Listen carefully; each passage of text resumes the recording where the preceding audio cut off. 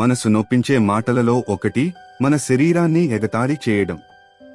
ఎత్తు, బరువు, రంగు చూసి ఎవరైనా వెక్కిరిస్తే మనసు విరిగిపోతుంది. నీ ఎత్తు, బరువు, రంగు చూసి ఎవరైనా వెక్కిరించినా, నీ శరీరాన్ని ఎగతాళి చేసినా, ఈ రోజు దేవుని వాగ్దానం గుర్తు చేసుకోండి.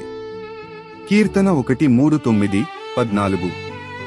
నీవు నన్ను కలుగజేసిన విధము చూడగా భయమును ఆశ్చర్యమును నాకు పుట్టుచున్నవి. అందును బట్టి నేను నీకు కృతజ్ఞతాస్తుతులు చెల్లించుచున్నాను. నీ కార్యములు ఆశ్చర్యకరములు.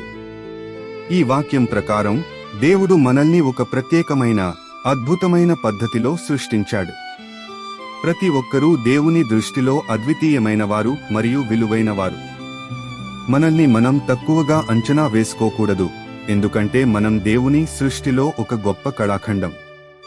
ఎందుకంటే దేవుడు మనలో ఉన్న మంచిని, ప్రత్యేకతను చూస్తున్నాడు. మనం ఆయన దృష్టిలో ఎల్లప్పుడూ విలువైన వారమే. ఆమెన్.